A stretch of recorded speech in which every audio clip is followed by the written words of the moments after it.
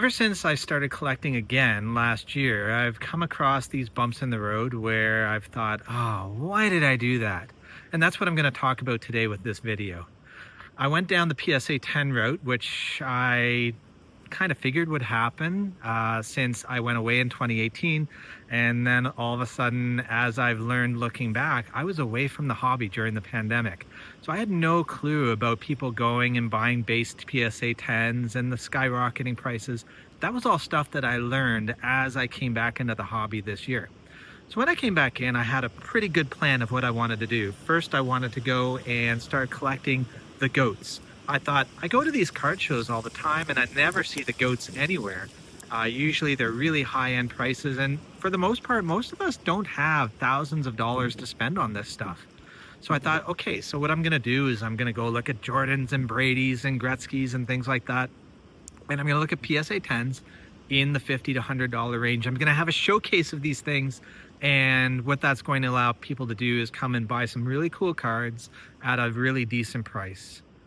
Well, as I'm sure most of you probably already know, I'm about 4 or 5 years behind the times when I did this, and I'm not afraid to admit it.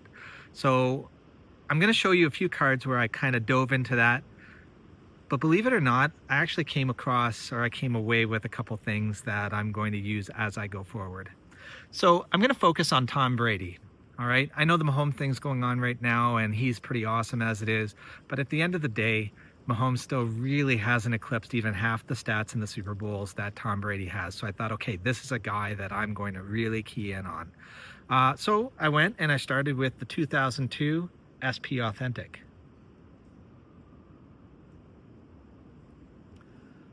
Dove into this one just before tariffs took place and all of that, and so did the thing, went on to Four Corners. I'd used them quite a bit back in the late teens. Bought this one, and then picked up his 2015 Topps Chrome.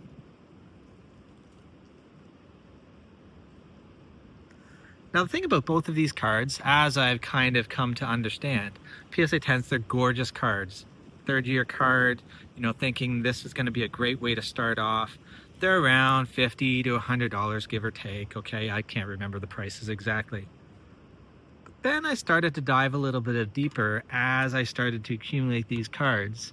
And I started to figure out that pop counts were pretty high. Once again, stuff that most of you probably learned back in the pandemic and afterwards with the fallout that I was just starting to learn last year as I got back in the hobby. So then I kind of went, okay, that's kind of interesting. I'm just going to keep going with this. I want to be a dealer. I want to meet people. Remember, I'm just starting to figure out this social media thing as well with IG and Instagram, and YouTubers weren't even on my radar at this point of the summer of last year, actually the spring of last year in 2024. So then I went to one of my favorite sets, one of the all-time best top sets, whether it's basketball or football, which is the 2008 Topps.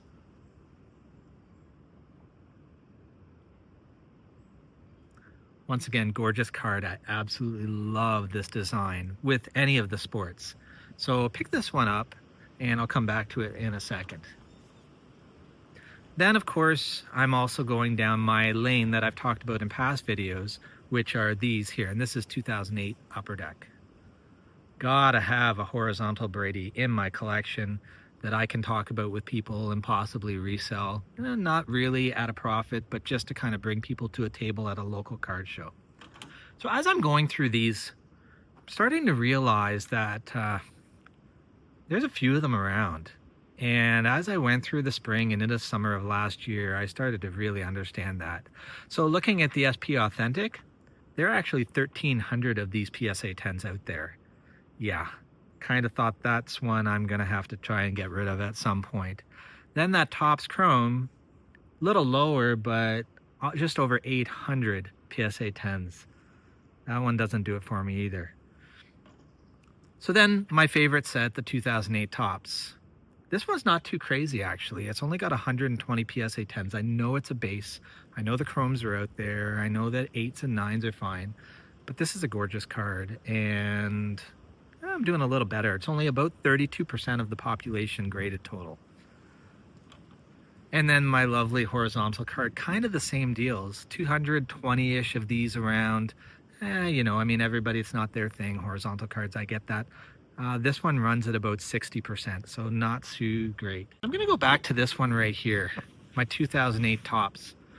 There are only 120 of these with the PSA 10s, and when you go a little further down, you'll see that they actually have a lot of 9s and 8s. So I started to think, oh, okay, a little bit harder to grade. Maybe the stock wasn't all that great this year. Popular set, one to hold on to. But as I was going through my Brady thing, then I picked one up where I went a little bit out of my price zone. I went around 200 bucks because as I started to realize with the pop counts, I started to think, okay, this rarity thing, they may not be worth something right now, or they're worth a bit, but they're not worth the stratosphere of the Jordans and all of those ones, the ones we see going absolutely crazy right now. And people are paying money for Jordans that are PSA 10s, but that are in the hundreds. And I'm thinking, this guy's right there. Unless some scandal comes across, he's right in that wheelhouse in terms of all-time greats. So then what I did was I did a little bit of a deep dive. Still wanted to kind of toy with this PSA 10 thing, sort of see where I was going. So this is the one that I decided to key in on. Kind of toy around with this rarity thing, okay? So I found this PSA 10 Ultimate Collection from 2005. Card number 55. There's a hollow foil out of 40 in this, so a little bit rarer. This one is numbered out of 550. So number one with the rarity piece, I'm understanding, okay, this number thing, that's one thing. There are 550 of these out here, but now we're also looking at the fact that of the PSA 10s, as of right now, there are only 16 of these out there. 16. So for an Uber collector that's looking for a really high-end Brady, eventually they're going to get the ones they want, and they're going to want to find other ones that they don't have. Yeah, it's not the one out of 40. PSA 10s out of 40, there are actually 9 of the holofoils out of 40. So those are, you're able to find those. But 9 of those and 16 of these, that's still pretty tough to find. So that's what I kind of figured when I decided to come back into the hobby and dive into this PSA thing. I found out that rarity is a big deal. Buying the grade still matters right now. Where AI takes us, I'm not too sure. But the rarity piece is definitely in play. And as I've gone through the full year of reflecting and looking back, yeah, it's a pretty big deal. So there you go, a little tip. Try to find rarity as best you can. Even if it's not a numbered card, you're looking for something where the pop count is pretty low. There are still lots of affordable cards of GOATs who people really haven't gotten into yet. They're still diverted by Mahomes. They're still diverted by Jordan right now. But eventually, like I said, barring any problems, Tom Brady is definitely going to come into the equation 5-10 years from now. And a card like this is something that people are going to pay for. So there you go. Happy that you tuned in. Thanks for doing that. Remember, it's always a hobby. It's meant to be fun. Here's something where I just decided to kind of go off on this tangent, and I'm really enjoying the heck of it. So there you go. If you have any comments, please leave them below. I'll take a look at them for sure. And as always, take care, and I'll see you down the road.